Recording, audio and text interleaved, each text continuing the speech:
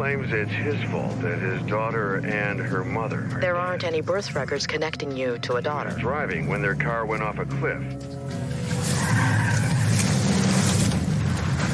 Can't get out of bed because of vertigo. I've never seen such an intense case of vertigo before. A pleasure meeting you, Ed. I'm Dr. Lomas. Doctor in what exactly? Doctor? I'll give you free reign over my memories, my trauma, my room, my troubles. You got 1 hour. One. Because everyone treats me like I'm crazy? Dr. Lomas, it's Sheriff Reyes. Is Ed under investigation? Is he the suspect of a crime? What do you want to know? What do you want to tell me? Does she exist? Tick tock, doctor.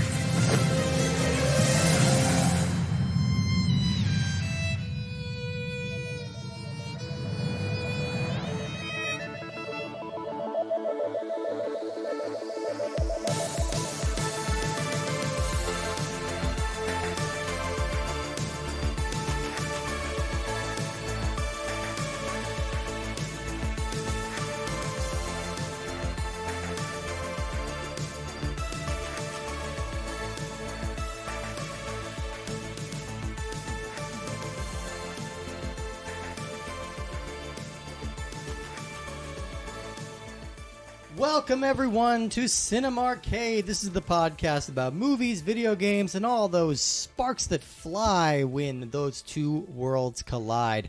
I'm your totally obsessed host, Steve Guntley. Who else is joining me today? The awkward showdown. We have an order. I always go last. Politely, who gets to speak first? I'm J-Ban.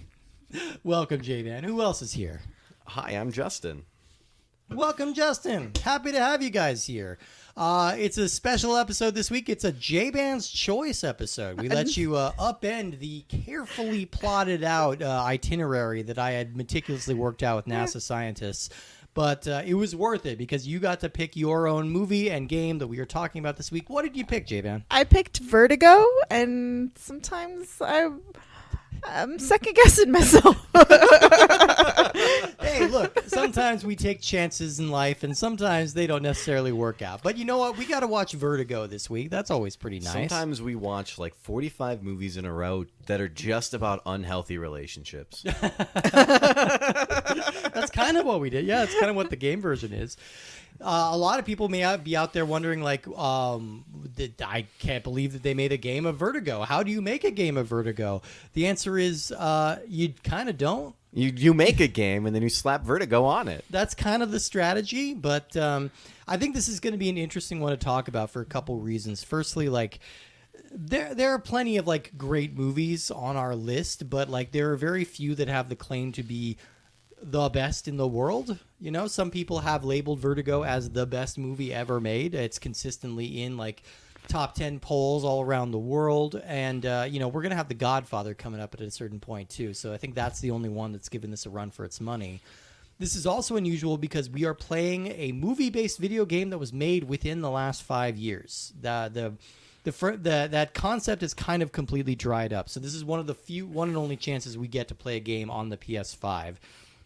And it's also interesting because this is maybe the loosest. I'm going to say this is definitely the loosest adaptation we've seen so far, even looser than Gotcha. I feel like the Gotcha game, which, again, to reiterate for those that didn't listen, is 3 levels of paintball action, is more accurate to its movie source than this one.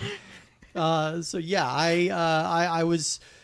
I think I had higher hopes for this game than I had so much hope. I was just like, I was all excited. We were going to play a new game. Yeah. Ooh. New. It was made in our lifetimes. Like, we were alive when this game came out. Yeah, which is pretty remarkable. But either way, we get a chance to talk about Alfred Hitchcock for the one and only time on this show. There is not a Psycho game. There's not a Psycho game? There was one released in the UK, but there was not one released in the US. Like, and there was like a Hitchcock labeled game in the early 2000s called like The Lost Tape or something like that, which was also a point and click adventure, but it didn't have anything to do with any actual Hitchcock properties, and really kind of neither does this one, other than some aesthetic choices, I guess. Both men have vertigo. Yeah, I guess. Which they seem to be confusing with like another. Well, I don't know what condition he has. PTSD, severe PTSD. Inability to get out of your bed. I don't know what that's called, but yeah, Isn't that just life? It's Grandpa Charlie or Grandpa Joe syndrome. Yeah. It's Charlie Bucket's grandpa. But first Deep of all, references. I feel like so. Correct me if I'm wrong, Justin. This is your first time watching Vertigo. Correct. Yeah. What did you feel about it, or what did you think about it? This is kind of like one of those very essential like film school movies. Yeah, like I'm very interested to see what your opinion about Well, as somebody Vertigo who is. dropped out of film school one semester in, Hey, yeah. I watched Citizen Kane, and that was it. That's as far as we got. You're like, can't do better. Walking away. Yeah, I think it was interesting. I didn't like the main character because he was kind of a dick. Scotty. His name is Scotty. Look, I don't John remember. Scotty Ferguson. And then was it Fitzgerald was the guy who hired him? It was Something like that. No, what was his name? Ilse, something like that. I don't know where you're coming up with Ilse.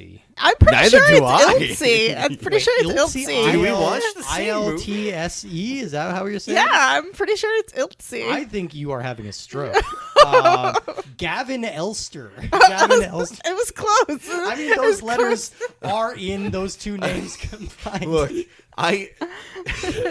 Just like my name is Tuggus. Two really easy names to get confused: Gavin and Fitzgerald. Yeah, and Ilse. Yeah, absolutely. Everyone loves Ilse. I mean, I think there's a lot of really fun shots that they did. There was one where they are in like a shop of some kind, talking to the guy who kind of is a bit more connected. He knows people, knows some stuff, and he's just like asking him some history things. And like the camera is framed facing out to the front of the shop, so you can see L.A. San Francisco. Yeah. It's some Californian city. Yeah. You can see the San Francisco going-ons in the background, which I thought was pretty cool. And so I think the cinematography was oftentimes fun. But, I didn't... At no point did I like what the main character was doing or behaving. I wonder if any single person has ever loved this movie on first viewing. It's a challenging movie.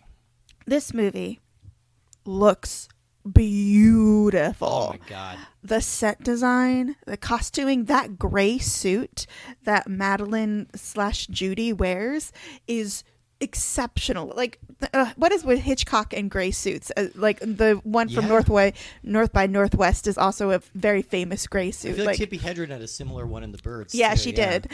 And like, so beautiful costuming, beautiful makeup, beautiful like it really brings San Francisco to life and like this really glorious way. Super shady people though. Oh yeah.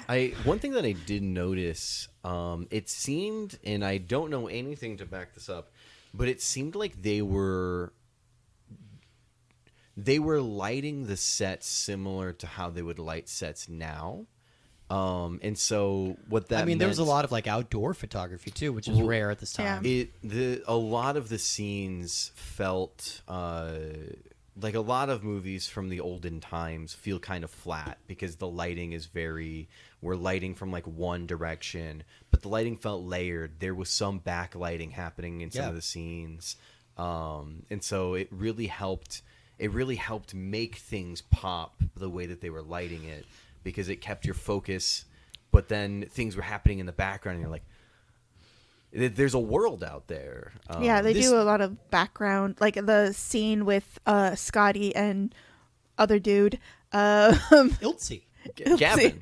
Gavin. No, We'll just call him Fitzgerald. Like they do you see the entire shipping yard. But so we open with this man having this very traumatic situation. First of all, who runs on roofs? Like, I Yeah. think, I don't know. Have you not seen a James Bourne and or James Bond? I'm just film? saying that, like, Jason Bourne. I'm super curious what the first movie ever is where you have like cops running on roofs. It's just like, I just feel like Yeah. I think it was like very New York. like New Yeah, York's it's like even a- taller. It feels like a Dirty Harry kind of thing. Yeah, Well, I guess Dirty yeah. Harry's San Francisco too. Is Dirty Harry? Yeah, I haven't yeah, seen Dirty yeah. Harry, and Yeah. I've seen bits of Dirty Harry. But Yeah. I mean, this is like, yeah. I mean, and there's a lot to question about, like, this is a movie that really likes to play with your concept of reality. Like, because like you say, this opening scene where they're chasing this unknown criminal who we never learned anything about across these rooftops, like that does not feel of a piece with anything else that happens in this movie, right? Like, I think that's kind of one of the cool tricks of this movie, is that it's always messing with you and making you question about what's real and what's imagined. Well, there's like this whole genre of films in the 50s and early 60s that was basically like, I got a hard on for psychology, and That's what they're called. Yeah, that's what the genre is called. and it, like, it is because they're like, they often it's men pretending to be psychiatrists for distraught women. Sure. It's gaslight and things like that, yeah. In like Marnie, like another Hitchcock film, he literally just pretends to be her psychiatrist throughout, like her boyfriend or husband pretends to be a psychiatrist throughout the thing, and it's very problematic. Yeah. But there's this idea that through the power of a manly sex and psychology, you could heal a woman from her ills. I Sounds true. I think to a degree, I think maybe it's like, I mean, I think it's toxic, but it's the, like, it's not, like, there's the toxic masculine way, which is, I'm going to be cool and I'm going to fight the bad guys and protect you. And then this is like the more like refined gentleman way of being toxically romantic. Yeah. Because you're helping her with your brain because you're the only one who can fix this woman. And it's a level of intimacy that they weren't really allowed to show in movies. It's like you're penetrating her mind, you know, but you can't see anything like that. Yeah. Well, like, no, I mean, not even being this facetious. man- That's kind of the idea. This This woman, fucking man. he sees this man, like Scotty sees this woman jump into San Francisco Bay, and his response, instead of taking her to the hospital, is to take her to his bedroom, remove All of her every clothes. stitch of clothing, Yep. and put her in his bed naked. Yeah. Instead of taking her to the hospital, like, this whole movie would never have happened if he had just acted appropriately. I mean, it's definitely one of those, and it's a movie specifically about a poorly behaving man, and I think that this movie is also Hitchcock confessing on himself. You know, to take a step back a little bit, I think Vertigo is one of those classic misunderstood upon release kind of movies. Like, it wasn't a total flop, like it made its money back kind of only just, but this was sandwiched between a couple of huge. I think his next movie was North by Northwest, which I think is his biggest. So good. No, it's the second biggest hit, because then we get Psycho directly after that, which is like, so he's in a hot streak right now. And also because of that, we get a wonderful festival that makes Austin crazy. Oh yeah, that's Once a true. year. Yeah, that's very true. Yeah, Which it's, I I've mean, never it's the actually opposite partaken direction, in. but yeah. I volunteer every year for South by Southwest. It's a fucking blast. Exactly. Yeah, it sounds so. I want to go to it next year. But like, I think somebody just died outside. oh, that's likely. We'll Yeah. just keep going. Ignore It's that a rough happened. neighborhood. Yeah. I used to live a block away. Now I'm suspecting you. No, but this is a classic one of those, like, critics did not get it. It was kind of lambasted at the time. And then this movie disappeared for nearly 30 years because it was tied up with some stuff with Hitchcock's estate. It wasn't allowed to be distributed anywhere. And then this movie comes back out in the 90s or in the 80s, and everyone's like, "Holy shit, this movie's great. Why did we not pay attention to this when it came out?" And it started getting like more and more well regarded, you know. So the Sight and Sound poll is kind of considered like the definitive ranking of movies. Like, if you want to know what the best movie in the world is, you look to the Sight and Sound poll. It comes out once every 10 years. And for most of the Sight and Sound polls history, it's been Citizen Kane. That's been number one for the longest time. And number 2 is the Alvin and Chipmunks movie. The Squeakquel, yeah. Specifically the Squeakquel, yeah. Sorry. Yeah, but I forget the first one happened. oh yeah, no, because the that one Squeakquel, was just so it's good. that's the Godfather 2 of the Chipmunks franchise. But like I think this movie first entered onto the Sight and Sound list in the late 80s, like in the top 10. Then in 2002, it was number 2, just behind Citizen Kane. And in 2012, it became the first movie to unseat Citizen Kane. It was considered the number 1 movie of all time. And it just got unseated itself by Jean Dielman, a Chantal Ackerman film, but this is still number 2. Like, that's kind of a heavy-duty pedigree to be wrestling with. It's a heavy-duty pedigree. But this, like, going into this rewatch, I've seen most of Hitchcock films, even, like, the weird, obscure ones. I've seen most of them. You're a big Juno and the Paycock fan? Yeah. But this is just so... I feel like it's overrated, and Interesting. I feel like the reason it's overrated is a reason why it's going to be controversial, because I happen to love this man. I love Jimmy Stewart, but I Yes. think he's miscast in this role. Hitchcock agreed, yeah. Yeah. Now I just feel really proud of myself that Hitchcock agreed. Yeah, with me. yeah. You guys are bros. Bros. Like, he's problematic, but I still admire him. So there are scenes and there are shows where Jimmy Stewart can smolder, Yeah. like in It's a Wonderful Life. Yeah. He has like one of the sexiest scenes in all of cinema history when he talks on the phone with Mary, and like it's he smolders in that scene. And in Rope, another Hitchcock film, Yeah. he fucking brings it. In this Rear one, Window, yeah, he's great in Rear and Window. I just don't know if it was the direction, because like I know Jimmy Stewart could. First of all, he's a little bit older.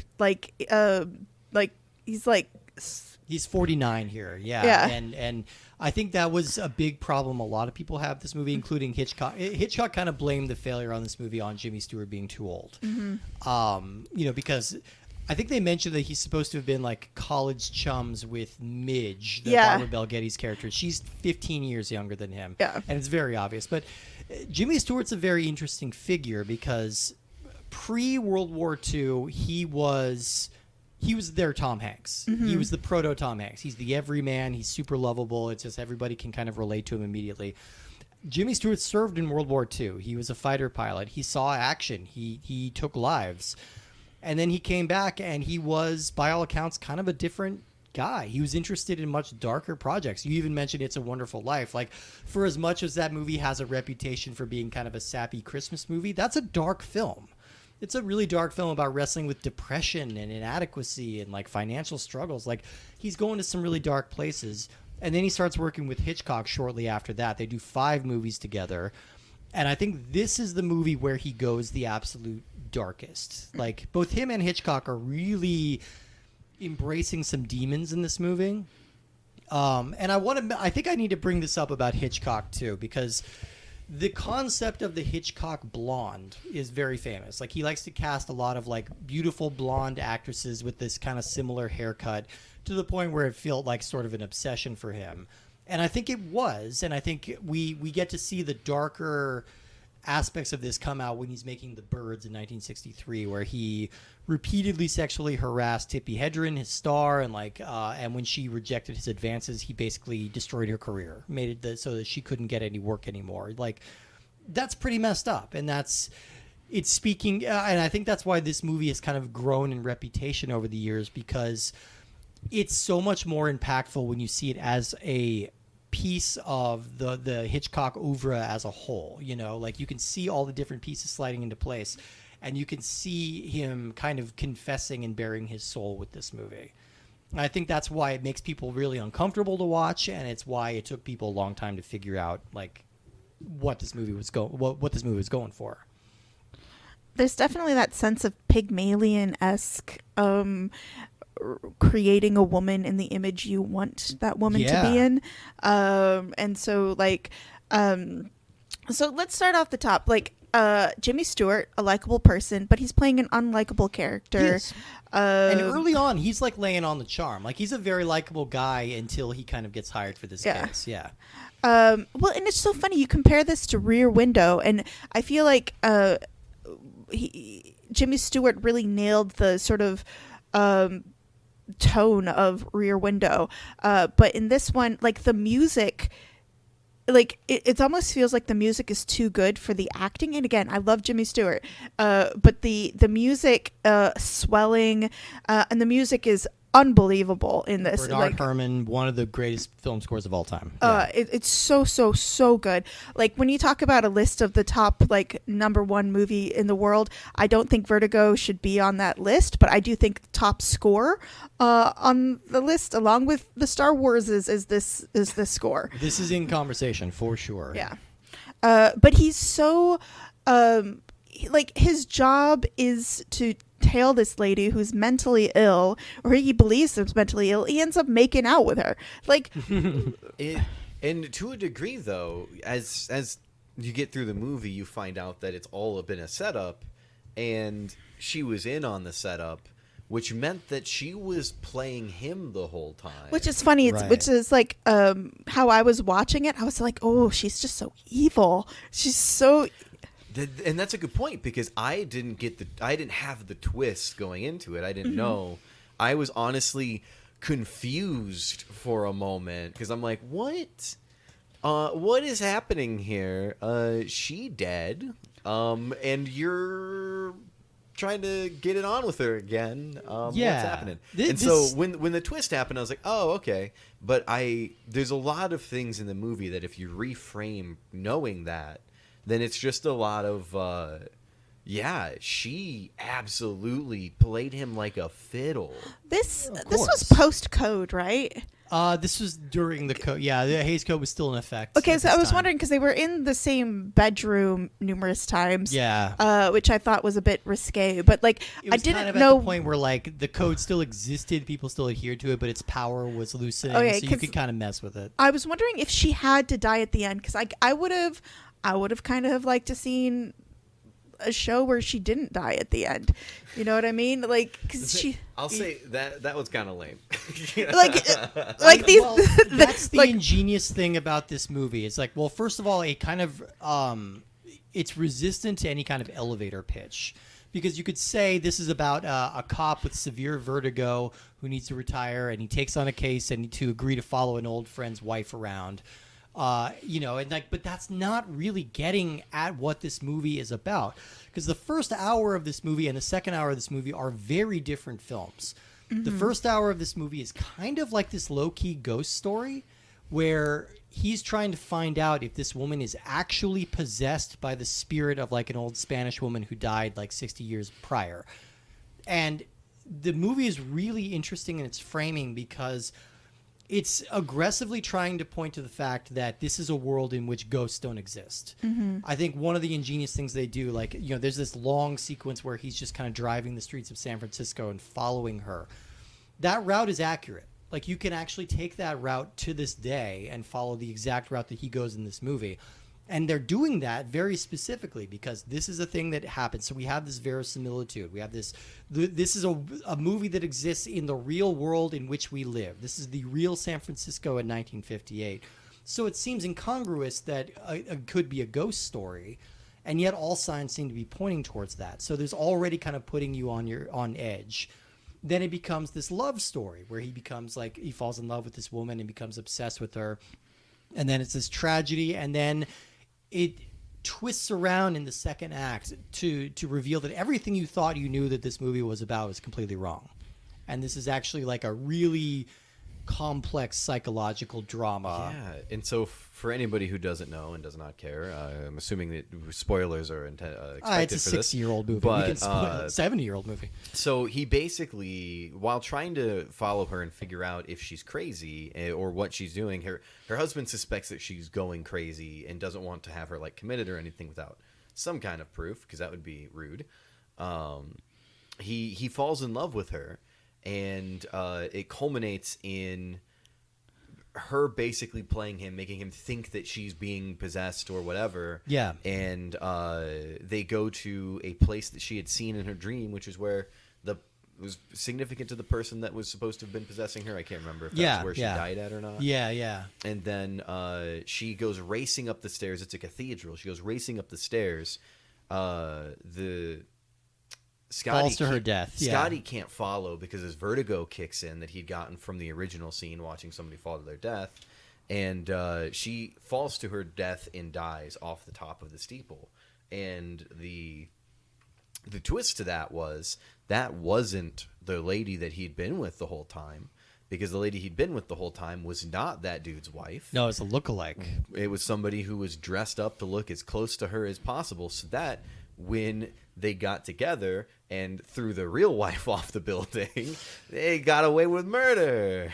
And then it just gets so much more complex, because in the second half, while Jimmy Stewart's character is really fraught and really like disturbed by all of this that happened, he meets a woman that looks remarkably similar to the woman who just died. He enters a relationship with her. He doesn't know that she's the same person. He full creeps her. Oh, he's a fucking nightmare in this part, because he is obsessively controlling her. He is trying to turn her into the dead woman so he can kind of exercise some kind of cathartic stuff. And she's allowing it because she feels guilty for her part in this whole ruse. She didn't think someone was actually going to die, and she has feelings for him. So she is flagellating herself in a really interesting way. And also, why wouldn't you just leave town?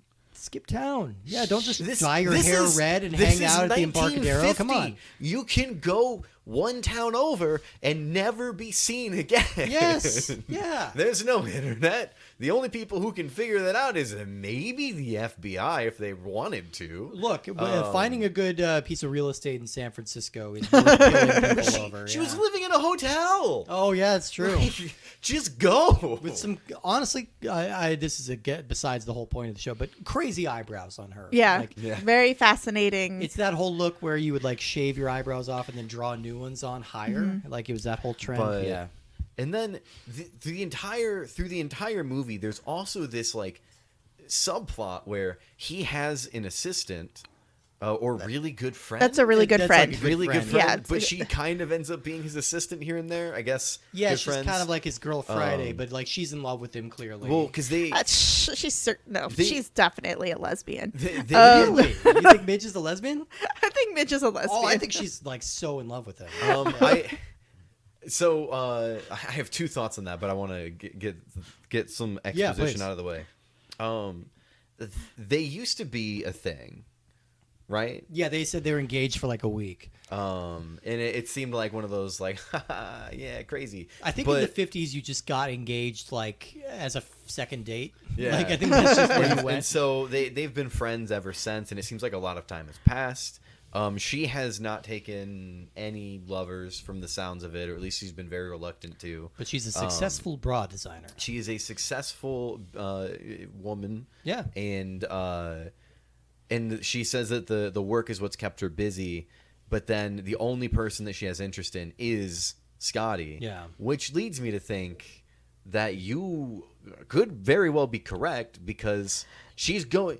So I think she's being pigeonholed into the only thing that she thinks that she could enjoy that would be acceptable, and she's just really repressed. So I don't know whether or not like her character is canonically a lesbian. However, like there's definitely because there's definitely moments in the show where she's like looks like an anguished or an upset face that I think I would be upset if my friend was making love to a mad woman. You know what I mean? Like I would be like, I think that could be read as, from my interpretation, as being disappointed with him as a person versus him being like jealous of him as a woman. I think that to me it came off as, I mean, a combination of all of those, including jealousy. But to me, I mean, there was that one part that made it seem like she, like madly in love, but she was like, that was fucking stupid of me to do. Oh, yeah, yeah. But I think that the jealousy is there, but again, I don't know how much of that's seated like fully in like madly in love, or just like this is the last person I've, been with, I've felt for, and they've been my friend all these years, and now they're doing all these things. Yeah, yeah. And I think all of this is just kind of a testament to how this movie has endured so much, because it's so ambiguous in so many things. And this is an era when like movies are pretty eager to sort of explain everything to you and make it as kind of popcorn friendly as possible. So having said that, I think this movie is overrated.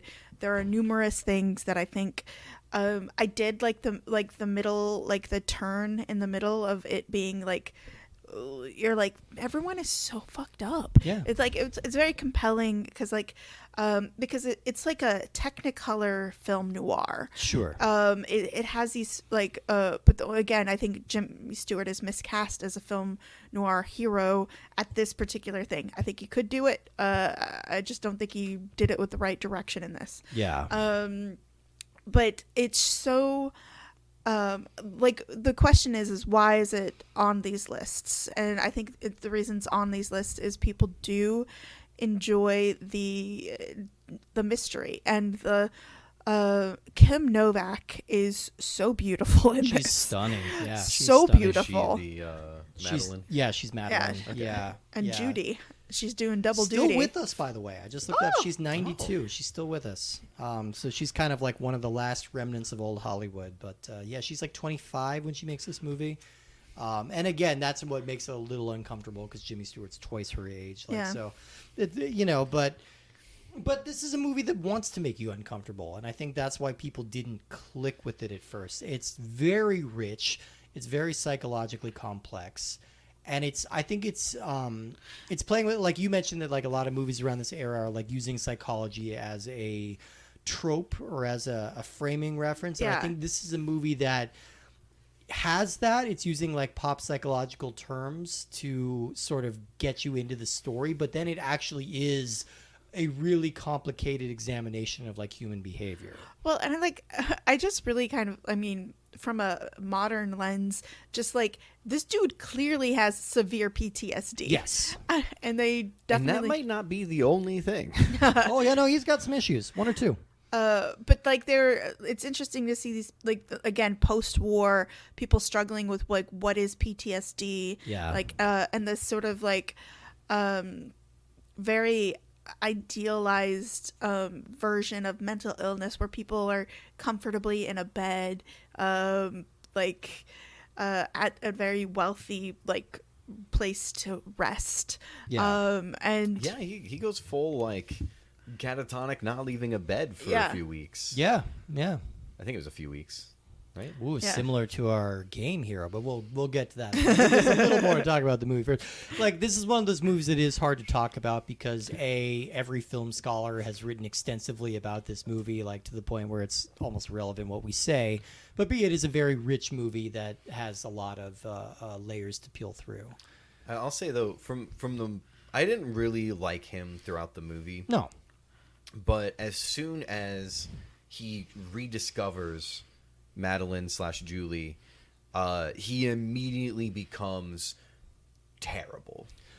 This he is just drags her.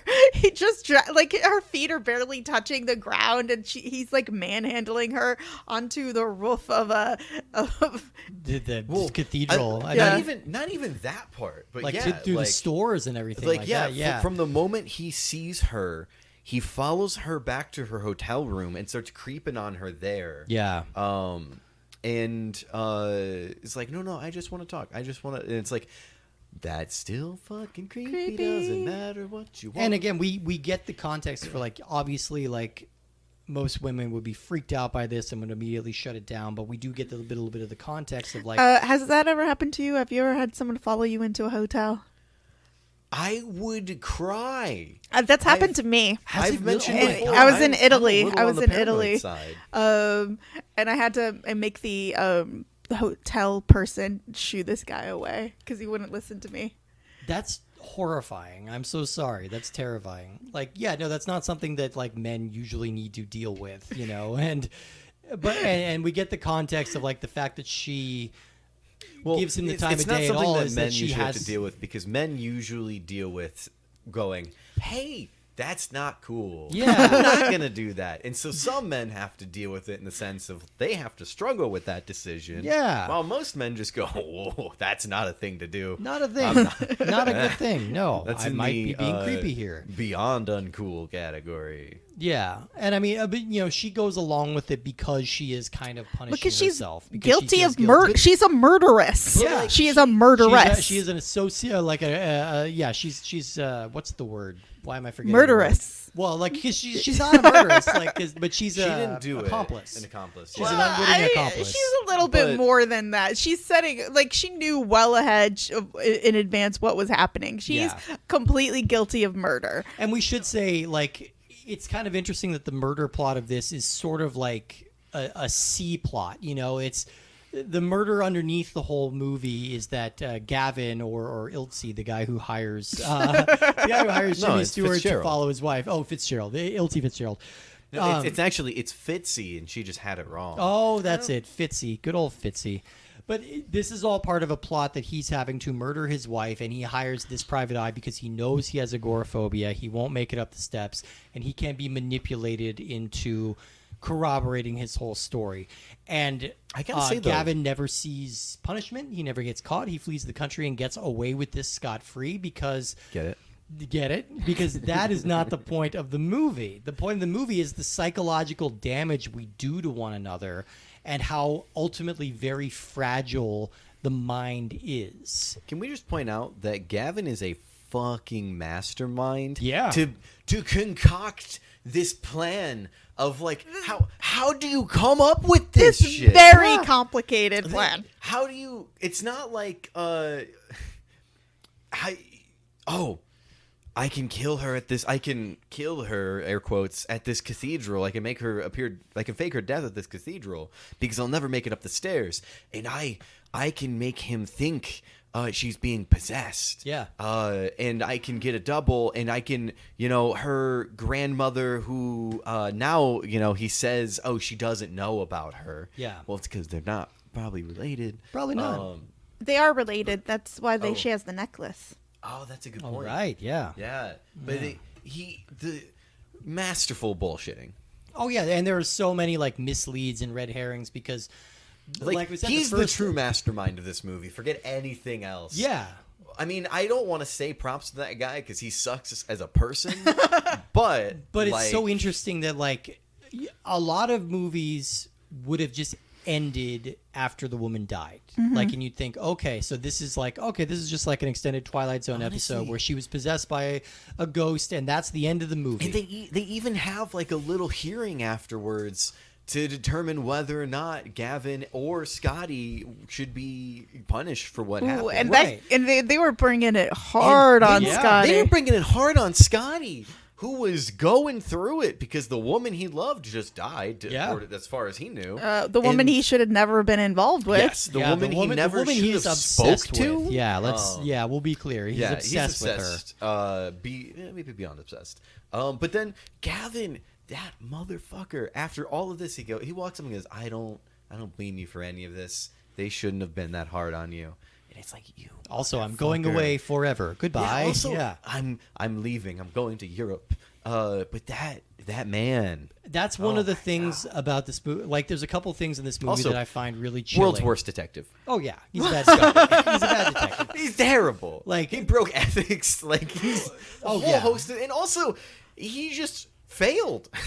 Yeah, no, he blew it. He blew it. I mean, that's one of the things I find creepy, like eerie about this movie is that Gavin just gets away with everything. There are no consequences. But I think the thing that creeps me out the absolute most, the thing that really gets under my skin in this movie is the shopkeepers in the later half of the movie who are very, very eager and willing to They're go just like, along with, he really knows what he wants. Yes. He is literally making demands to a woman. You must dye your hair. You must dye it this color. You must wear it this way. long They- sleeve black dress. They square also cut. changed Yeah. her makeup because of her makeup, yeah. Judy had a thicker eyeshadow and eyeliner. Yeah. Than, Red hair, yeah. Yeah, it's like he just there's a solid almost 15-minute stint of them just going from place to place where he is adamant and making demands, and she is consistently going, I don't know, I kind of just want to do something else. Yeah. And all those shopkeepers, female, are all just like, no, honey, it's fine. It's a man who knows what he wants. And then we get moments with her where she says, if I let you change me, will you love me? And that's like,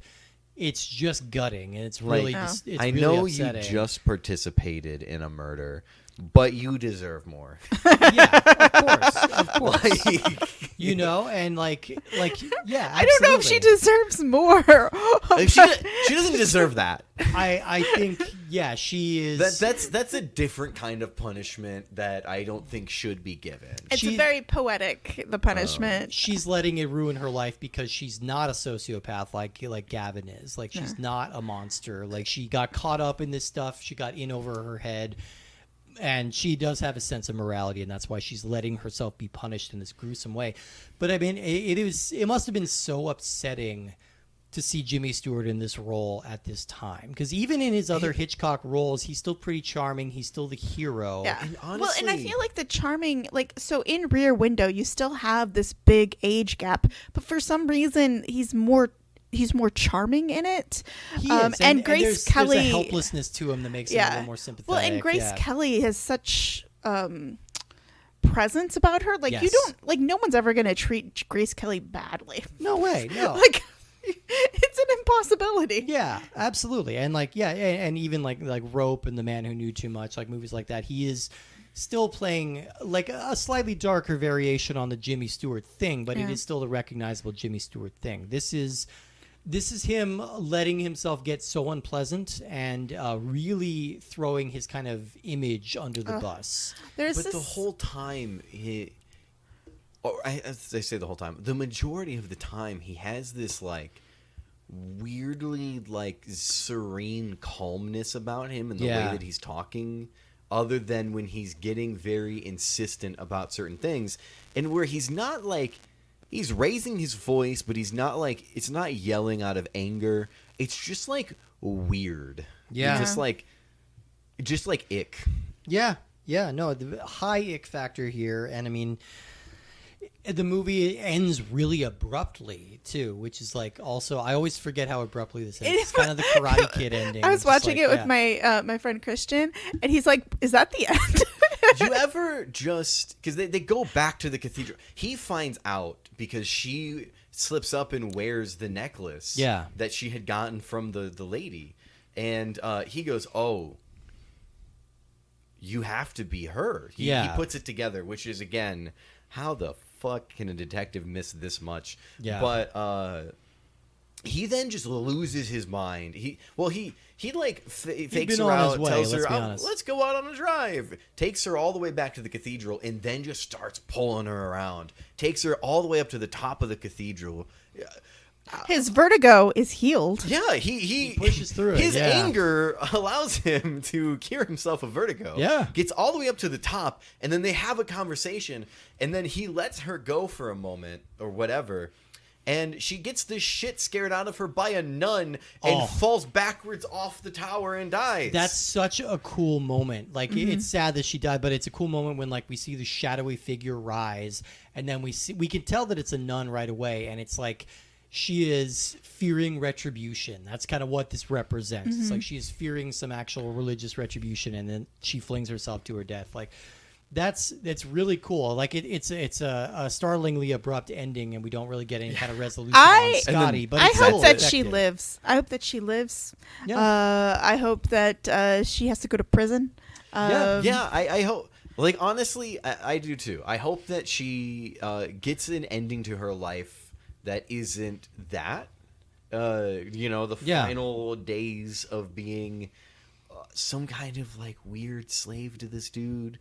And then at least gets to, still get punishment, but like gets to just hang out in a cell or whatever. Something like that. That would almost be more freedom than what she was prepared. 15, 20 years she gets out and just, you could has a see garden. that she was prepared to just live this ruse for the rest of her life. Yeah. Too, which makes it really sad. Like, she was prepared to just go along with it, just keep dyeing her hair, keep being who he wanted her to be. which is so upsetting. But then she just wears the necklace. Yeah, just a casual, like, Why stupid would misstep. she not? Yeah, that seems... because that's just revealing she is not a mastermind. She's not an No. She's not like worrying about, like, she's not playing like 4-dimensional chess. She is or anything. good She at is- manipulating. Really good at manipulation. Oh, sure. I disagree. Like, I think she is a very smart like, I think the things that undermined her intelligence and her culpability is the fact that then she's like doesn't get enough money. If you kill someone, if you're an accomplice to murder, you should get a lot of money. Yeah, I did pretty well. Like, No, You should get enough money to go to L.A. exactly. Yeah, or even just outside. Go to Monterey Bay. Go just outside of San Francisco. just outside. Yeah. Don't go to the hotel like down the road or whatever. Yeah, move to Bodega Bay and fight off a bunch of birds. You know. Go, Yeah. go literally anywhere else. Yeah. Like, Well, there's another film by Hitchcock where his greatest muse, not Jimmy Stewart, but Cary Grant is in Yeah. it, with Ingrid Bergman. Oh, Notorious? Notorious, Yeah. yeah. So Notorious, you have him playing a bad guy, until the end where they wouldn't let him be a bad guy. Yeah. And he really owns it. And I feel like Jimmy Stewart, if he would have played a little bit more smoldery, more bad, would have definitely come across, because he just comes across as kind of like an idiot. I mean, for He me, the does. fact that he keeps playing it so much like a likable everyman, even though his actions are reprehensible, makes it more effective for me. Like, because we're seeing the corruption of the common man. Yeah. We're seeing that this could happen to I anyone. that's never fair. I thought can of see it him from that as perspective. a likable everyman. Yeah. Even at the beginning, I didn't think of him as a likable everyman because, like, one, he's a cop, but two, he's a detective who Slash lawyer. he is not the everyman because he has been above the everyman, Yeah. to some degree, and at no point does he really seem to come down to the level, because he goes from that into this weird friendship where he is clearly the one getting the upper hand out of the thing, although she's not, like, suffering from that relationship. No. But he's the one who seems to be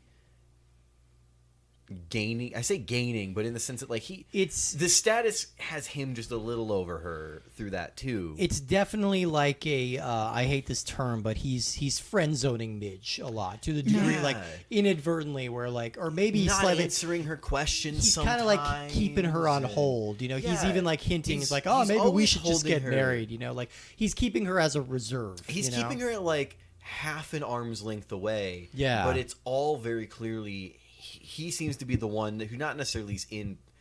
He's the one who has the more power. The Yeah. relationship leans towards him a little bit, and throughout the entire movie, while he is getting played by everyone around him, at no point does he recognize he is consistently still just a little higher status. He Yeah. goes to that, was it a little hotel motel thing? Yeah. And asking the lady about the girl who he just saw walk in, Madeline, and, like, trying to get information about it, and, like, pulls his badge out. Why does he still have that? He retired. Who? Somebody didn't take his badge? What? Yeah, you'd think. Yeah, he was retired at this point. You already. keep this as a souvenir, son. Yeah, no, this is what you get for being on the force for 20 years. Yeah, but yeah. like he immediately goes back to playing detective, and even goes back to that same thing of where he doesn't answer everybody's questions correctly. Yeah. He plays his own game the whole time and doesn't necessarily treat people at his level. When they go to that one, this is where my memory is terrible, but he goes back to his friend and asks her to hook him up with this dude. I say hook him up. Yeah. To set him up with this guy, so he can meet with him and get more information about what was going on. And they do it at like an a old shop, bookshop, like an old yeah. bookshop. And even the way Scotty treats that guy is still very much above that guy. Because, again, he's not straightforward with answering his questions. And then when he gets the information that he wants, he just leaves. Yeah. He leaves so abruptly that his friend has to apologize for him. Yeah, Midge did do that. And he this whole maintains time, that like the entire movie. we get to relate to him a little bit because we've seen him suffer this loss, like this cop who tried to save him from this chase like fell to his death. So we know that he's looking to kind of redeem himself as a cop. He's kind of redeem himself as a man, and he has the opportunity to save a life in exchange for the life that was lost saving his.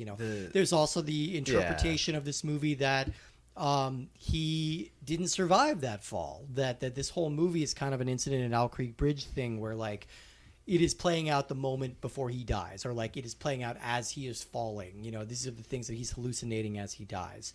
So there's kind of that whole interpretation of this movie too, which I think is interesting. I don't know if there's a lot of evidence for it necessarily, but it's always an interesting thought experiment. Yeah, I just thought it was interesting because he treats pretty much everybody but Madeline and Gavin that way. Yeah. And to me, that shows me who he was before that. Well, it's interesting to see the classism because Judy is very clearly of lower classes than Madeline, and this cool ice queen of a woman versus this lower class working girl is very, and it's the same woman. Yeah. Yeah. But to him, it's the not Clark the Kent same almost. woman. It's the Madonna whore complex. Yeah, like, definitely. playing out on screen. Like, and I mean, I want to transition us away to talk about the game a little bit just because The game. But I the just wanna- game. It sounds like we can keep going for a while that's on the this thing. one. That's the thing. I think like, look, this is a movie with flaws. Like the consensus when it came out was that it was slow. This is a slow movie. It absolutely is slow. Like there are parts where Especially it's just like by modern standards. Yeah, you're checking your watch a little bit and you're wondering when the movie's going to kind of take off. But the reason this movie has such power and such impact is because when you really sit down and start dissecting it, it just reveals more and more and more and more and more. That's pretty brilliant, and not a lot of movies can do one more that. detail, which was to me, and this kind of goes along with my interpretation and the way that I felt about Scotty, was that the movie was so slow paced because it just felt like Scotty was taking his time. Yeah, He was doing it's everything deliberate. on his clock. There was also this really creepy voyeuristic situation where yeah. he falls in love with a woman for through sure. voyeurism. Yeah. And that he believes he knows this woman through voyeurism. I'm actually currently watching The Expanse with my roommates, which if you've never seen it, Yeah, I sci-fi love show, that right? show. Yeah. But there is elements of that, of like a character falls in love with somebody they've never met before. Yeah. And you're just like, it's a weird plot thing. And so seeing that, I was like, oh no. Like I knew he had to fall for her, right? But also he's falling for her. Yeah. And he's Sight unseen. he never speaks to her until she falls into the bay and he goes in after her. So he doesn't speak to her until after he's seen her naked. Yeah. Because she like passes out and then she wakes up naked in his bed. And Also, then somehow talks to him for the first time. She also somehow comes out of San Francisco Bay with her makeup looking better than when she went in. Like somehow, I don't know. It's look, magical. It's a I magical barely bay. know how to swim, but Yeah. I feel like if you pass out for that long after being in the water, you probably died. I think she was probably. Well, now we Then know she she's was probably faking it, she was faking but- it. Yeah. Like, at what point did he not go, yeah, medical attention? I mean- she's comatose. Yeah, like he just put a blanket on her, Yeah, but Yeah, she's fully unconscious, and she just fell into water. yeah. Yeah. From, And somehow, like, 3 feet above, somehow he got her car to his house. Yeah. Somehow, yeah. I don't know. Maybe he called in like a friend from a cop, be like, "Hey, Hey, I need a favor. this here. hot chick fell into a river or the bay." over to my apartment. He just calls up the parking service or whatever, and it's like, hey, y'all, can I call in a favor? Can I get you to tow this car to this place for me? You guys have tow trucks, right? See, this How is else do you impound cars? This is what I want for Vertigo 2. Subtitle. I just want to see. OMG, why are you so obsessed with me? What I want to see now is I want to see a movie from the perspective of everyone else. Interesting, yeah. Just like all of the other people, like the guy, the bookshop guy. You could do like a whole HBO like limited series, like the behind Yeah. the show, like behind the guy, all of the people that he's interacting with throughout, and then it ends with the nun. Yeah. Well, it's really funny that you say that because isn't Mad Men just Madeline / Judy's Kinda. like just spun out over years. Mad Men has a lot of the same DNA. They have been threatening us with a remake of this movie, like Robert Downey Jr. apparently wants to do it. So I don't know about that, but Well, I think so. This always feels like kind of one of those sacred cow kind of movies. Like I Casablanca. don't like remakes, No. generally speaking. However, no, what am I talking about? No, they shouldn't make No. Vertigo. No, I was trying to because I Trying to feel like, find a way to make it make sense. well, I think the only way that they would remake it is a shot-for-shot remake, which just seems boring because Bring they in did that Gus Van with they Sant, did yeah. that with Psycho. Yeah. Because anything else you do is just going to cheapen the original movie, and you won't hit. Well, I don't know because I think you could redo I don't know, I mean, man. we I don't know already why have I'm the whole film career of Brian De Palma. Look, like that's already This is a endless movie stream of plot Hitchcock that gets remakes. defeated by cell phones, so I you think- can't do it in Yeah. modern day. The reason for my reticence about maybe having a remake is I do we've talked a little bit about the psychosexual thrillers of the 80s and 90s. Yeah. And I love film noir, and Vertigo is somewhere in between all of these. Yeah. And so I would love to see more thrillers like The Game come to to fruition in the modern era. Yeah, there aren't a lot of just straight thrillers anymore. And it's a classic, so you don't need to remake it. Yeah, I mean, have an original idea. Goes without saying that this is kind of a go check it out a recommendation from me. Like, obviously, you don't need me to tell you that Vertigo is a good movie. Like, go check it out. But I think people, if you haven't seen it, you'll be surprised at how rich and intelligent and complex this movie is, and how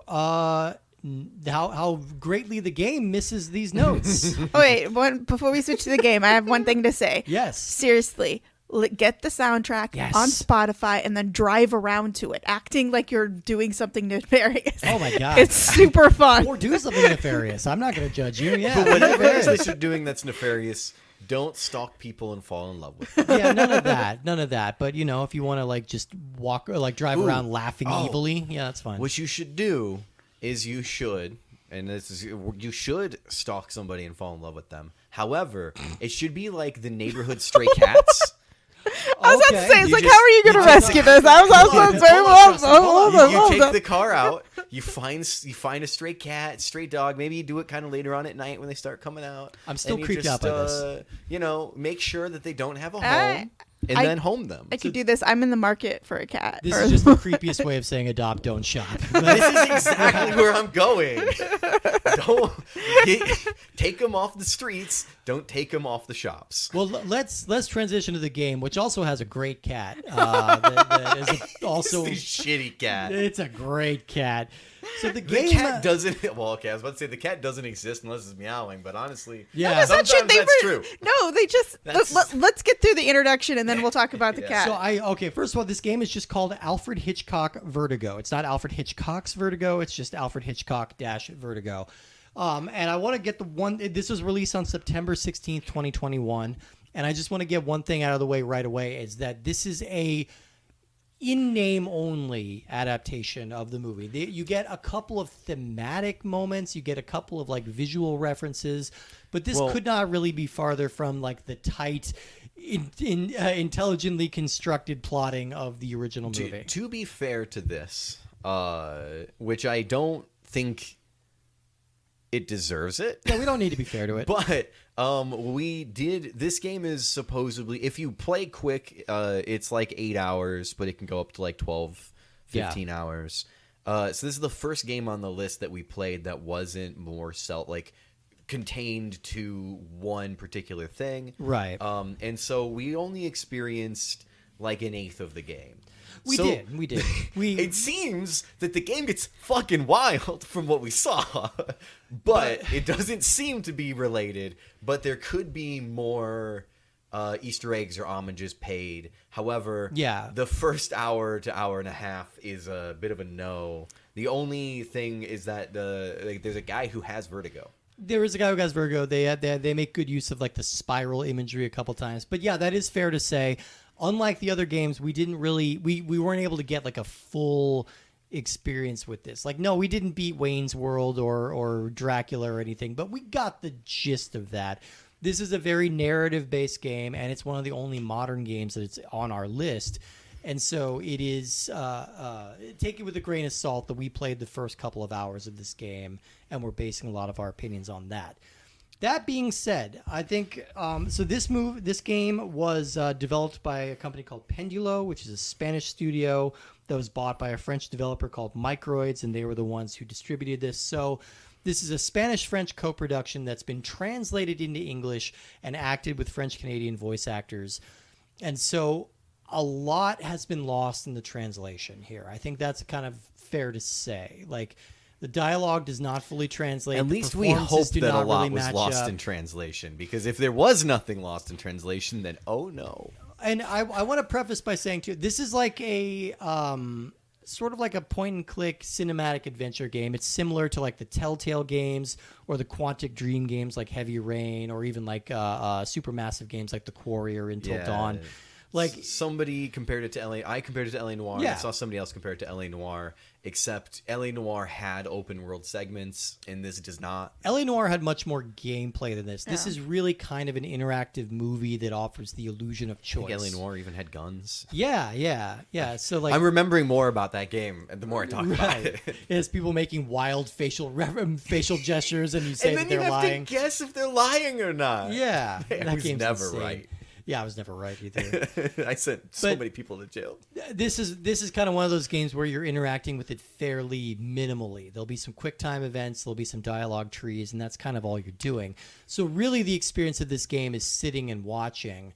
And the and pacing on this game real makes quick, that though, a real struggle. Yeah. One of the things that I had read in many of these games that are notable that are like this, like Heavy Rain, Indigo Prophecy, or Fahrenheit, depending on where you're from. Yeah. The things that you do can maybe not change the outcome of the game, although in some cases, yes. But at the very least, you can get different content. You can miss things. The review that I had seen in the game was that, like in these other games, like side plots might resolve differently that don't really impact the main storyline. This game has none of that. No. The only thing that you can really do is speed run and just miss parts of like little tidbits here and there that really, from the reviews, also are inconsequential. Yeah. There's so many things that you have to do in this game that have no bearing on anything. And could have, it shouldn't have to be, oh, you get control to go walk upstairs. Honestly, this is a game that probably would have done better. Well, I think an example of this, what this game could have been, was like Life is Strange. yeah. Where you have consequential decisions Yes. that seem arbitrary but have long-lasting effects throughout the story.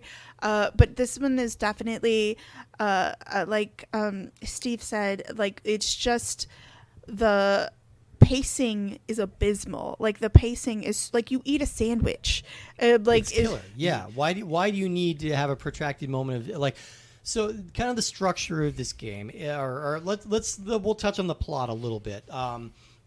You take control of 3 different characters throughout the course of the game, but your main character is Ed Miller, who is a writer. When the game opens, he is like laying on the road, and his car is in the bottom of a ravine, and his dad is jumping off a bridge. And so he's tempted to jump off the bridge as well, which is what gives him his vertigo, but a trucker saves him at the last minute. And now Ed is bedridden and living in his palatial, neo-modern palace in the middle of the home. Spanish Yeah. forest or something. I don't know where he is, but it's this ridiculously He's in expensive- California. Okay. It's this ridiculously expensive house. We learn that he's an incredibly successful It's writer. a sick house, though. It's a great house. Like, I don't know if I would want to live in that one specifically, but there's a lot of really cool elements. I would that love to go house. to an Airbnb of that yeah. house. Yeah. Yeah, 100%, you know. And so he I feel like the house was the best part of the of the Honestly, it game. really was. It's just like walking through this beautiful house. I mean, so we get to meet a psychiatrist who is hired by a mysterious benefactor to go visit Ed and kind of help him with his issues because he is now completely bedlocked. Like, he can't get out of bed without having a horrible, like, agoraphobic panic attack. And so she's trying to crack into his psyche. In the meantime, there's also a sheriff who's working a murder case in the local town, and we want to see what's going on with that. So these three stories are intersecting, and in the meantime, we're reliving Ed's incredibly tedious memories. Through hypnotherapy. We are going back in time and reliving Ed's experience of being a shitty writer and B, a shitty human being. This is the least likable protagonist I can imagine. Like, this guy sucks. And the therapy sessions play like a worst version of, if anybody's played Cyberpunk, the brain dances where you're reliving a memory, and depending, you can go forward, backwards, you can kind of look around and see things. But all of these memories are... So when you start off, all of the memories that you're going through are the things you've already done. Yeah. It's you're reliving the scenes that you just went through in the opening of the game, pretty much. And these things were not exciting to play through the first time. Yeah. Supposedly, what we did is we pulled up a walkthrough and we looked at parts as it went, and then we read a bunch of stuff. Yeah. Nobody has a full plot outlined for this game, apparently. Yeah, this one Literally, fell through the cracks. No one. You type in synopsis, and what you get is people who just copy-pasted the same thing over and over again, which is basically what's on the back of the box. Right. But it does look like the memories get more interesting. But the main problem with the game, as we mentioned before, was they'll have these interesting moments. One, the dialogue, cheesy, kind of creepy, but Poorly translated. In between all of these moments of actual things happening, you're just doing shit. You're wandering around your house. Like, you need to look for inspiration. You're picking up a sandwich and you're taking outside. Like, it's some of that stuff in the opening scenes of, like, Fahrenheit, Indigo Prophecy and stuff like that. It's kind of like, oh, yeah, you get to feel like you're living in the world a little bit. But they go faster. Yeah. In this, it's so slow. Similar, it has slower pacing than the movie Vertigo. Yeah. By a long shot. And so all of these moments are like excruciating. There's a crate of wine with 6 bottles in it. And it's like the prompts are, do you put it away or do you take a bottle, whatever. And it's that whole sequence takes like 3 minutes for him to just take the bottle out and set it on the counter. And then, of course, a woman just shows up injured at your house. Dream girl who's mysteriously injured and needs you to care for her, you big strong man. Yeah, so she's 24. Then you proceed to 23. You neg 23. her. Yeah. But you do a lot of negging. Also, how dare and she just being show a up with dick. a leg injury? Yeah, you're just real mad at her for being injured. Typical woman. But she establishes that she's 23, and then she establishes that when she was 13, which was 10 years previously, was sometime after he'd made it big writing. Yeah. So that means that he is in his 30s. At least, yeah. At least. Although he does say he's not 46. Yeah, but he's somewhere between like 30 and 46. Yeah. But he seduces her. No, she seduces him. Yeah. She, like, and of course she turns out to be, spoiler, a bad woman. Oh, one of those. A bad woman. Oh. Reading what people were saying, because what we were getting was people who were discussing what happened in the game without saying what happened in the game. And that shit was just nuts. Yeah. So anyway, the thing is that she turns out to be, quote,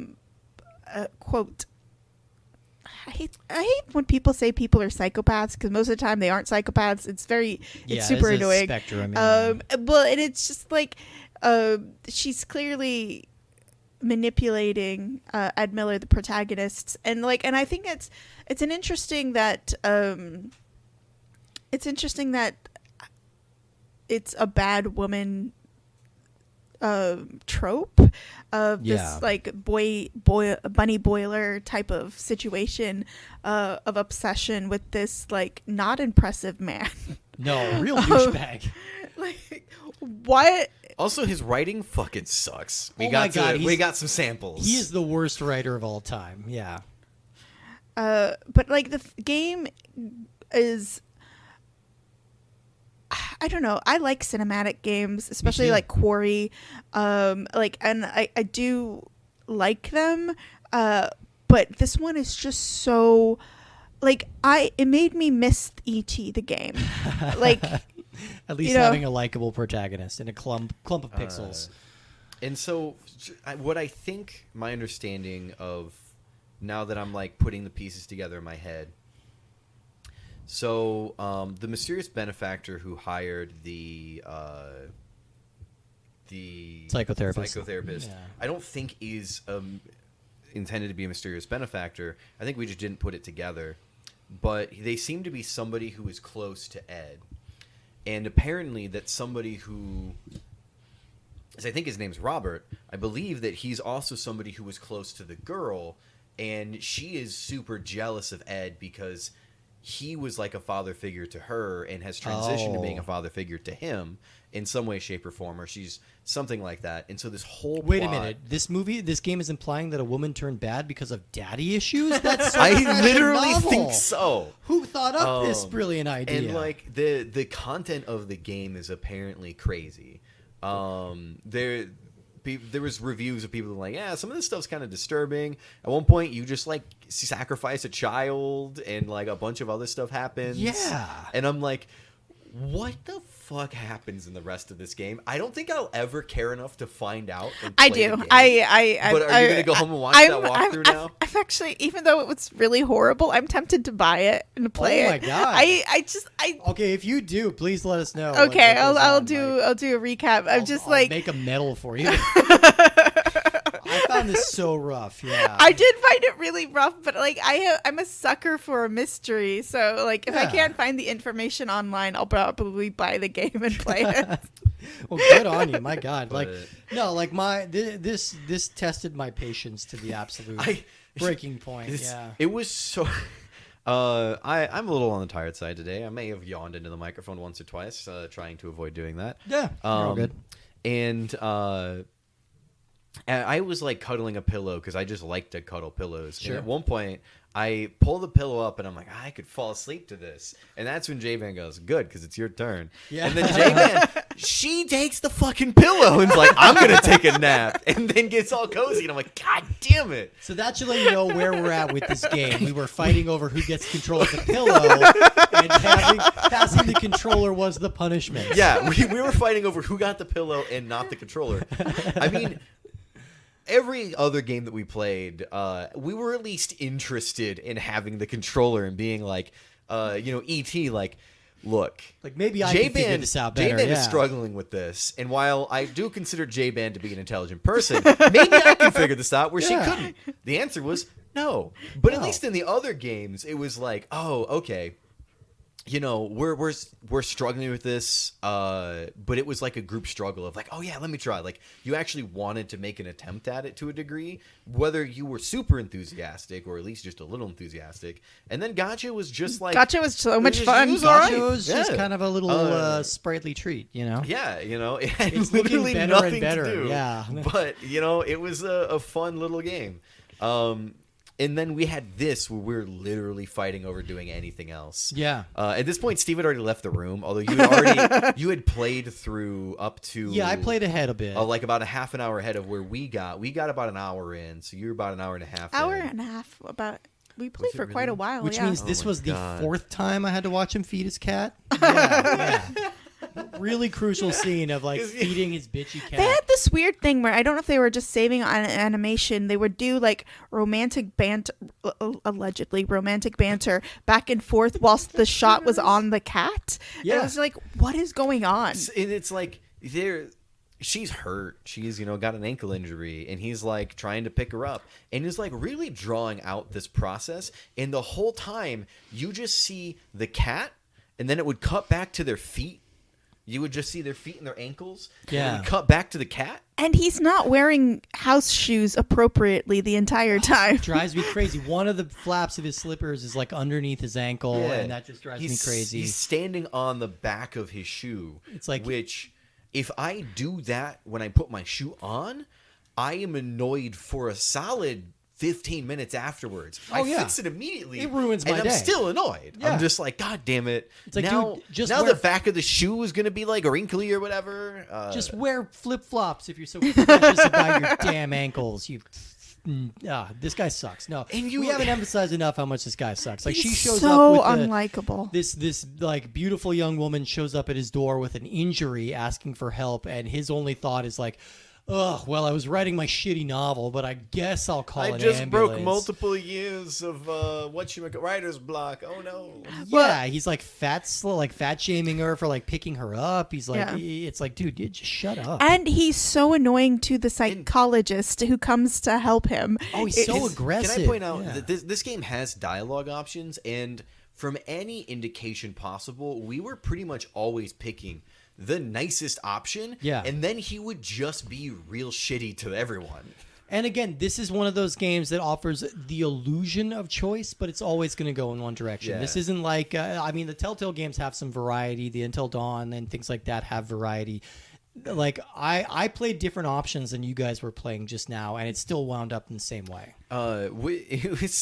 I hated him so much that when I got control over the therapist later, I just kind of started being a dick to him. Yeah. So I'm like, you know what, buddy? You fucking deserve You this. suck. Yeah, pee in your jug. Yeah, we don't care. Yeah. Got a pee jug. Also, for a writer, he has the most basic bitch taste in books. Like they're clearly just like reusing assets. So he has like 6 copies of Little Women. He's got 4 copies of Don Quixote. He has the Kama Sutra on his shelf 3 times. It's not a book you read. It's like you look. That's something you'll get the pictures for. You know, like Especially as a dude who's presumably been single for a long time, just hanging out in his house in the middle of nowhere alone. we learn this because he gets a call from like what sounds like a man doing a sketch comedy impression of a woman.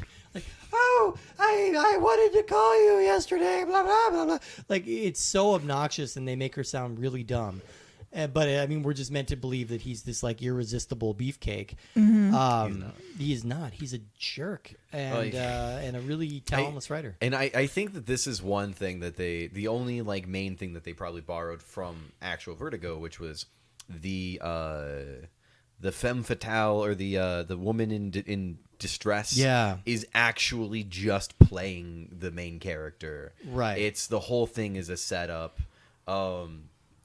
She like forces him to have a kid with her.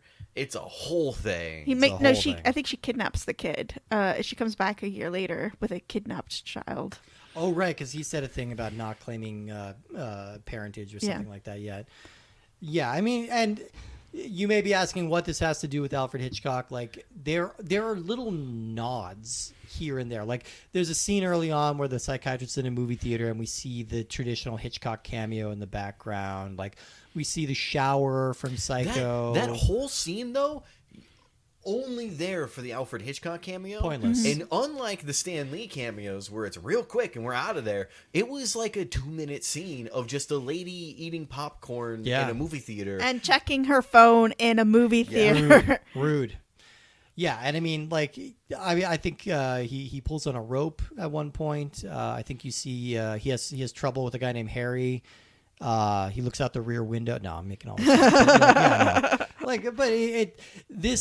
The company Microids, they bought the rights to Alfred Hitchcock's name and likeness, and I think their intention was to kind of make this like a Tom Clancy style loose series, like a franchise, you know, like a franchise attached to like a guy's name. They do these with like the Sherlock Holmes games too. There's a bunch of Sherlock Holmes games from different developers that are all kind of the same style. If there's anybody out there who isn't aware, there is so many Tom Clancy video games. So many. And they're almost entirely unrelated to anything Tom Clancy wrote. Yeah. I think Rainbow Six is the only one that's based on a book he actually wrote, but Some of All Fears maybe, but that's more based on the movie. We'll talk about that. Like 9 Rainbow Six games. There's so many. And maybe even up to like 12. They're super popular. Yeah, they're really popular. And they're making a lot of money off Rainbow Six Siege to this day. I don't know if we're gonna see like Alfred Hitchcock Siege, or like I guess you could do like a Fortnite style game, call it Frenzy. Like that'd be pretty cool. Yeah, I don't know, but I A don't. Dead by Daylight ripoff, and it's just vaguely psycho. Yeah, you're getting chased by a bunch of strangers on a train. You just Yeah. I mean, it's Strangers on a Train is so good. so good. I was So like, wait, good. did that happen in Psycho? Because I feel like I missed that. No, That's no. a different. That's a different movie, Hitchcock different movie.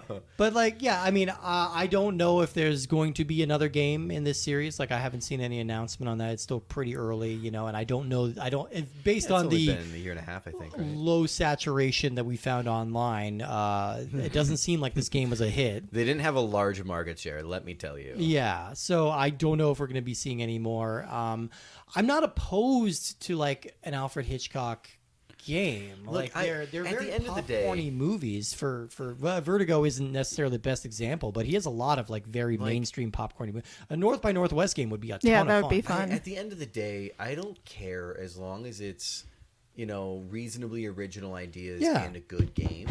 But like, just make a good game. Don't shell out a ton of money for a license. I get it. That's how you get publicity. Yeah. But you start by making a good game. But there's also such a disparity between the name they chose for this game being the most like revered and feted of all of Hitchcock's movies, and then you really don't even get close to hitting that benchmark. That's a risky move. It's like you don't want to call a game Citizen Kane and then like deliver something like Alfred Hitchcock Vertigo. Like you want to, or you want to deliver something like Yeah. that's going to be not embarrassing to the namesake. And that's the other thing too, is the other main thing like this, Tom Clancy that's done this, Yeah. is they have series, but none of them, other than I believe there might be a Tom Clancy book actually named Rainbow Six, Yeah. none of them are named after a book. They're all just inspired by the world that Tom Clancy created. Yeah. Vertigo in, is like, the actually based style on a of book, but I books. haven't read it. It's a French book. Yeah, it's like a Or, first sorry, yeah. In this case, movies is the source. I say source material. Yeah. But like, they didn't say, this is Tom Clancy, whatever, and Yeah. then make something that's vaguely related. Right. Like, it's just- very it's within the And brand they- of like a neo-military, like highly technical Yeah. strategic warfare. Yeah. I read a thing real quick and it was that they were intending to make a game that was only vaguely related, and that was more so related in tone and themes than actual anything else. I feel like that doesn't have to be attached to the movie. That could have No. just been, because again, it's the vibes of Alfred Hitchcock is what you're doing here. Just call it something more related to. But what it is. here's the thing that Alfred Hitchcock was always good at, and that is pacing and Yeah. tension and characters and like Yes. all the things that this game struggles with. So like I think it fails in that regard. Yeah. Yeah, Like, I mean, and- but I'm curious, J-Man, I hope you play through it. I'm curious to see, I'll see if I. report back if we have like a better, maybe it's like a Monet where it just looks better the further away you are. We're too close to it to see the big picture. Yeah, and I think that I don't know if we need to clarify this at all because I think it's already clear. All three of us are fans of games like this. Oh yeah. Yeah. No, we do. I've played a bunch of the Telltale games, Indigo Prophecy. I had to miss Heavy Rain because I never had a PlayStation. Yeah, but I mean, I have a high tolerance for games like this. I have a lot of patience for it, and this one was just not grabbing me. Yeah, it's not good. It's not good. So I think we have kind of what our rankings are going to be. I think people can probably guess each week. So we are ranking the movies and the games that we played on a scale of good movie, bad game, bad movie, good game, to the two categories in between. Now, here's the question: are we going to put an asterisk on this next week when J-Ban comes back and has played the game and changes? If you come back and you say, "Oh my God, you guys!" like, then she changes her score. Yeah, we we have to can- retroact that. I will allow that. Yeah, it's not set in stone. I will allow that. But I feel like I don't know. I don't want to cut to the chase here, but I feel like we're on the same page of. walkthrough. Damn it. Are we all on good movie, bad game? Great movie. Yeah. Terrible game. Oh, okay. I would All right, say, we're going like, more I extreme. literally had more fun with E.T. So is this your new bottom of the barrel? This is my new bottom of the barrel. Wow. Yeah. I think E.T. might still undercut a little bit for me just for E.T. sheer incompetence. Well, and E.T. collapsed the video game industry. That would- Yeah. I mean, that's a pretty seismic failure. Yeah. This video game is not. This is a fart in the wind. Yeah. This is like nobody's going to notice this. I think like E.T. is just broken. Yeah. And E.T. has gameplay mechanics that if it weren't broken, if it was a little better executed, probably could have been a game that you could play. Yeah. And actually be like, hey, this didn't suck. But this game, the first hour and a half had no redeeming qualities. And granted, again, we're listening, it's the translated, but all the dialogue and the writing of the dialogue itself is terrible. Yeah. The acting of the dialogue itself is also pretty bad. And a lot of starts- this could be blamed on the translation, but yeah. still, it's bad translation. But ultimately, somebody made this, and what it all comes down to is a lot of like, nobody would say that. Nobody would do that. Yeah. It's both character, and even the therapist, all three of them, like they all of the characters that we really encountered, all three of them don't really feel human. They're just kind of joyless, and they don't behave in any way They recognizable. feel like robots, Yeah. and the voice acting was also just bad. None of it felt believable or good, and in a game where that is the whole point of the game, for the most part, that really kills it. And It so does. you don't get the enjoyment out of at least E.T. You get out of the hole, and you're like, hey, we got out of the hole! Yay! We got a but piece of phone. This game had no joy, just cringe. Yeah. Yeah, I think that's a good way of putting it. A lot of cringe. Well, thank you everybody for going on this journey into the mind.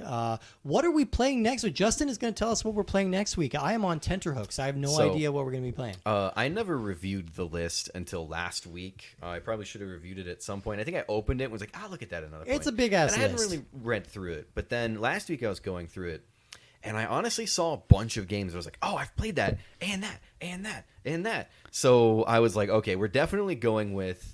Because what we've been doing is we've been going with movies that I haven't seen for the most part. Yeah. Purely coincidental movies that I haven't seen. Yeah. Because I don't think I've Wait, seen any. not movie. everyone's seen Gotcha?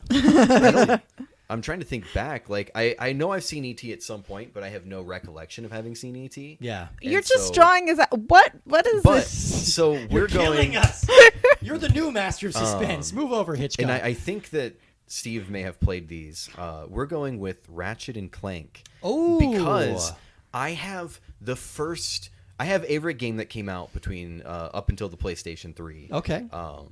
And loved them all. Yeah. They were great times. And it's a remake of the first game and a movie that goes along with it. Yeah, for those crying foul, this is a kind of complicated thing because it started as a game, became a movie, and then they made a game based on the movie, based on the game. That's actually also a remake of the first game. And so And it's convoluted as hell, but it's great. this will be an interesting one because I haven't played the remake, but I so played so much of the originals that I am just super excited to see how it matches up with the original one. And I'm assuming you haven't seen the movie? No, I haven't. Okay. Have you seen the movie? I have not. Okay. All right. I believe- haven't seen the movie. I haven't played the game. I think I Okay. have the movie. You're in for but half I a don't think treat. I ever saw it.